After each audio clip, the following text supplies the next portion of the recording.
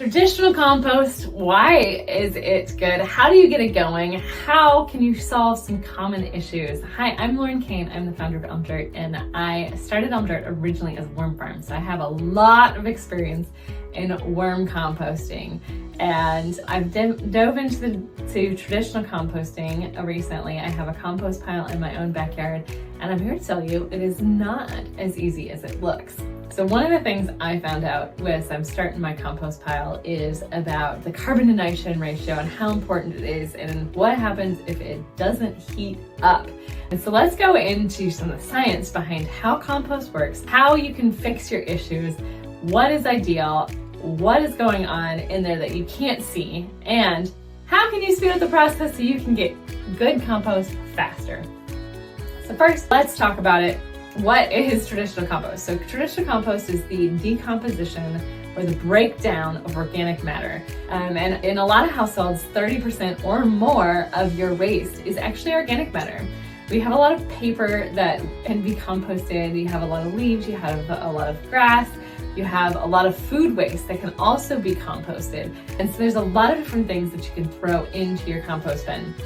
Now, you can't just throw everything in there all the time. With a traditional compost bin, you do have to be really conscious of carbon to nitrogen ratios. And why that's important is because of how traditional compost works. So when that process is breaking down, it's actually attracting beneficial microbes to the pile. And those microbes create this reaction that's going on as they're breaking it down, and depending on where they are in the process of breaking down the material, different amounts of heats are given off. And so traditional compost should get up to about 140 degrees Fahrenheit. That's pretty dang hot. It's gonna be really hot to the touch. It's not quite boiling water. Boiling water is 212 degrees Fahrenheit, but it is going to be hot to the touch. And a lot of microbes at that point, you're only going to have heat-loving ones that are there producing this. And in some cases, you can even see the pile steam. And so how that works is it gets hot enough that the water starts to evaporate from the inside of the pile, and then it hits the air on the outside and it condenses as steam on the outside of your pile. And so it looks like the pile is steaming. That's all the magic that's going on in there as the microbes break down the nutrients, turn it into something different. Now, if you're like me and you have failed to get your pile to steam, what did you do? What did you do wrong? Let's talk a little bit about how you can commonly fail your traditional compost pile. So what I did wrong was I added too much nitrogen. I had a lot of food waste and I didn't think about what other browns that I was supposed to be adding. And so that's your dead leaves, that's your papers, that's your carbon sources that you need to be adding in there. And it's the combination of everything that helps give the right environment. It also has to be a little bit damp, so you do not want a dry pile. And if you turn it every once in a while, you can get oxygen going to the inside, which helps the aerobic bacteria, the bacteria that use oxygen to live and to perform their actions. They can get into the center of your pile where you probably have a little more moisture. You also have a little more activity on the inside of your pile, and the outside of your pile tends to be less active. And so mixing it together can get that whole process going, get your whole pile into the mix and get your whole compost going. So that can be one of the problems. You want to make sure that your compost pile is out of direct sunlight and into the shade. Again, you want to keep making sure that it's moist enough, and so if it's in direct sunlight, you can be drying out, killing off some of those microbes that don't handle UV light as well. You want your pile at max to be 5 to 6 feet deep, because otherwise it's just too much for those microbes to handle. You don't get enough oxygen into it, and it's not going to work as well. So ideally, your pile is about 3 foot by 3 foot, and that's where you want to keep it. Now, as your material breaks down, it's going to get smaller in volume, and so you can keep adding more to it and keep turning it over. It helps speed up that process. You also want it to be on the soil so that worms can come up from the bottom and help with the process, and some of the bugs too. Don't be shy. There are bugs that do like to hang out in compost piles, and they are just helping the pile break down. They won't be around when it's super hot. Usually that helps keep it to just the heat-loving microbes, but maybe you'll see a few things in there hanging out. So once you've got your pile set up correctly and you start to see the heat, you start to go through the phases of decomposition. So the first starting phase is going to be between 50 degrees Fahrenheit and 110 degrees Fahrenheit. And once it gets above 110, that's when the heat-loving bacteria take over. And sometimes those bacteria can actually reproduce so fast that they are going to double their population in just 30 minutes. And so that it can be a really rapid thing. It's not going to last for a very long time at those high temperatures, several days to several weeks during that hot phase. But that's where some of the magic happens, because when it's that hot, it's going to kill off weed seeds, it's going to kill off pathogens, it's going to really break down that material better and really work for you.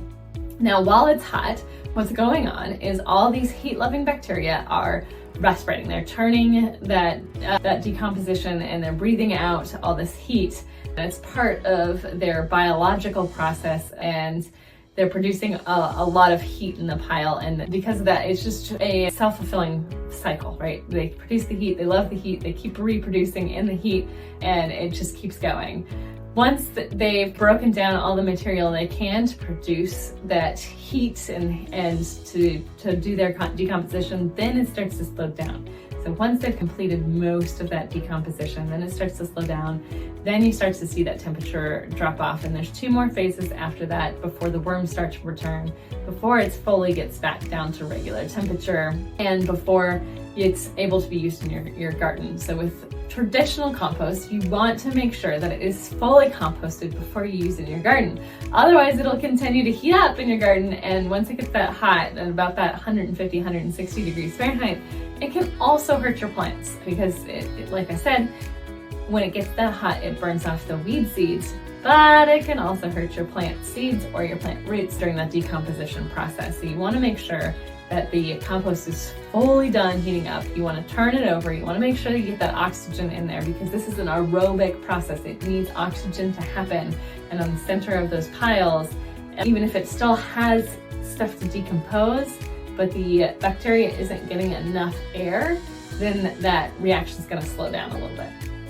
So when you turn over that pile, you increase the oxygen going, and you can start the reaction back up again and start the pile getting hot again.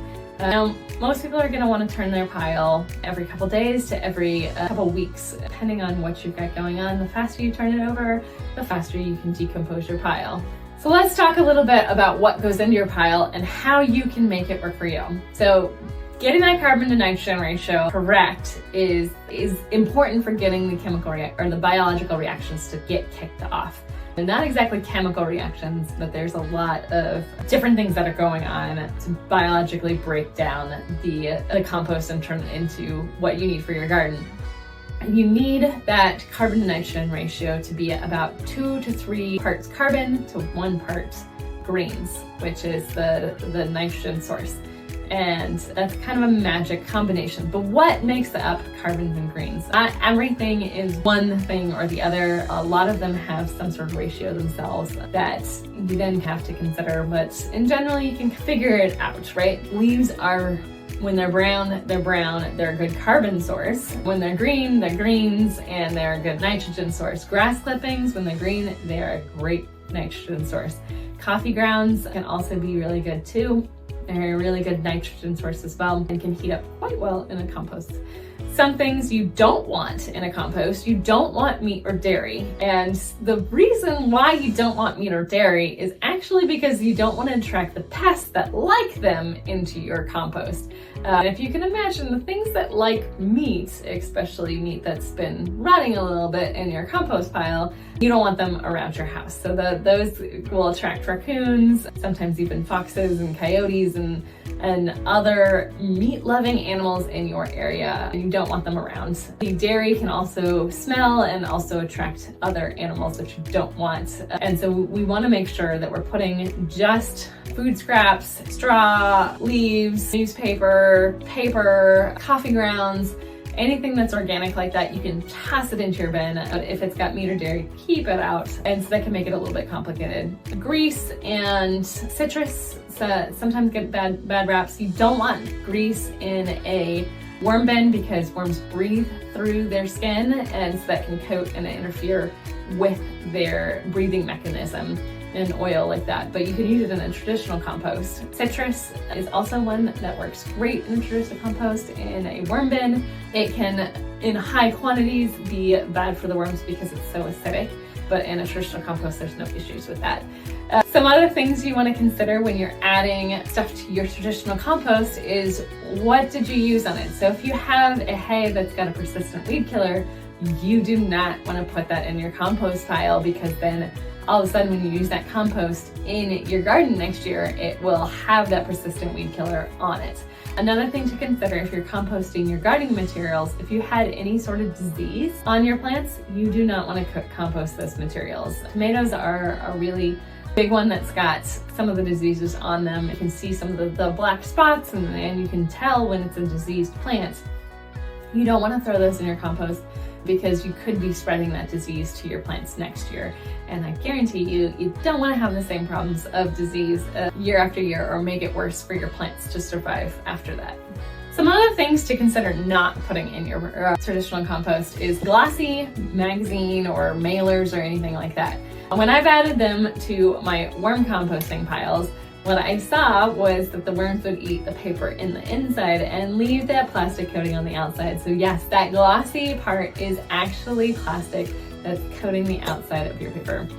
The other things you don't want to add into any compost is your dog or cat waste. So some of the issues with dog and cat waste is they take medicines, and you don't want the medicines to then end up into your compost. Some of the other things, they eat stuff in your yard, maybe they pick up some other chemicals.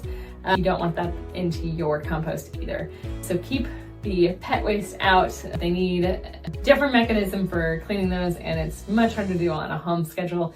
So don't try to compost your pet's waste. Now, if you've gotten your compost pile correct, then in the next 24 to 72 hours, your pile should start to heat up, and it'll start in the lower range. It's not going to get up to 150, 160 in the first day, but over the next few days to the next couple weeks, depending on how active your pile is, then you're going to start getting up to that 160-degree mark. As it goes, if you're hot composting, you're going to want to turn it about every 5 to 7 days so you can keep that oxygen going and make sure that the full reaction gets finished. If you're doing a slower composting method, you might be able to turn it every 2 to 4 weeks. There is also a method where you don't turn it at all. That is a much slower method. So if you want to speed up your process, you're going to want to turn it. You'll want to get the oxygen into the center of the pile, and you want to also make sure that your pile is no taller than about 5 to 6 feet tall, because otherwise the oxygen can't get all the way to the bottom, and it's also very hard to turn. So as you're going and you've got your pile going, you're gonna have to also monitor it to make sure that it's got enough moisture in there to keep it going. All these microbes love to have at least a little bit of dampness. It's kind of like a wrung out sponge again. Make sure you're adding water to your pile if it's a really dry time of year, and keep turning it as you go, because every time you turn it, you'll keep making it go faster. Now, there are so many different ways that traditional compost can go wrong, and most of them it's just gonna slow down your whole process and make it go a lot slower. So as the weather gets cooler, the microbes actually slow down their activity, and it can be a lot harder for you to compost. It can be a much slower process. If your pile is too small, it's also not going to work. If your pile is too large, again, the oxygen's not going to get to the inside, and it's not going to work. If your pile is too dry, it's also not going to work. Or if it's too wet, it's not going to work. So there's a lot of different ways that you can go wrong, but you get it right once it starts to heat up. So I don't want you to get discouraged with your composting. I want you to keep trying, and if you have troubles with it, drop us a comment. Our community loves to help out. I will definitely help you out as best as I can, and I will also do another video on worm composting, which is a way to speed up even a traditional compost pile, and it's another way to break down food scraps a little bit faster too. Another way you can speed up your compost pile is by adding living microbes. We've actually added our plant juice to side-by-side compost piles. So one pile did not receive plant juice, one pile received plant juice to the compost, and what we saw was it sped up decomposition by twice as fast. So that pile decreased its size and turned into soil twice as fast as the pile that received nothing. Even though they were treated the same, they were run by a person who has done composting before, knew what they were doing, had the pile heating up. The pile that was given plant juice living microbes, they were twice as fast to decompose that pile, which can make it easier for you to get it into your garden. So how do you know your compost is finished? Well, you're going to take a look at your compost and it's going to look like soil. It's not going to look like food scraps. It's not going to look like parts of leaves, or you can't still tell that there is grass in there. You shouldn't be able to tell the individual components. It should feel earthy. It should look like earth. It should smell like earth. And once it reaches that point, you're still going to want to let it sit and cure for about 4 to 8 weeks afterwards. That makes sure that it is done with its biological processes and it's cooled off and those reactions are completely done. It also gives time for the fungi growth to grow in there and create the soil structure that you're really looking for off of a really good compost. So when the whole benefits, why you're doing this is not only to use your food scraps, but it's also to take the nutrients that are naturally in our things and turn it back into nutrients that can be fed to your garden. And so by doing it in this way, where we have this good nitrogen to carbon ratio, you're also getting lots of good sources of different kinds of nutrients in there. Your macronutrients, your nitrogen, phosphorus, and potassium, as well as micronutrients, the irons, the calciums, the magnesiums, the manganese, the other things that plants need as well as people, that is also inherently in all of our food. And so all of that now has gotten broken down into just different components in your compost, and should be super rich with nutrients that are available for plants to use once the microbes have finished their work. After that point, this soil structure is also really good. So if you've gone out in my backyard, if I go out into my backyard, my soil is a lot of clay. And so clay is very dense. It's hard for plant roots to grow through it. And so a compost should be lighter and fluffier and have good soil structure so that the plant roots can grow easily through it. But it's also got a kind of sponge-like quality in its humus from all the organic matter that it's broken down. And that sponge-like behavior gives it good water retention, which means it'll hold water better as you're watering your garden, which means you have to water less. You're going to lose less water to the atmosphere, to the water table below. It's going to hold it in your garden bed, which means you use less water, but your plants also don't dry out as fast and your plants get a more consistent watering throughout their whole season. So that soil structure is super important to growing the stable, healthy roots, as well as holding that water in there. So there's so many benefits to composting beyond just the nutrients, beyond using your organic matter to turn it into soil and keeping it out of our landfills. But it's also really great for your garden, and it's a really great source of living microbes as well, and a really great soil structure that can really help your garden be easier for you to maintain. If you liked my video on composting, please drop me a comment, like my video, subscribe to my channel. I really want to hear from you guys as to what you want to hear next. I want to hear if you are enjoying the content I'm making. If you have anything to add to, any tips that will help others compost, please, please, please put them in the comments. Everybody wants to hear your thoughts too. Again, please like my material, check us out at elmdirt.com and follow us on all the social medias at Elm Dirt. And I want to hear your questions and your thoughts as well.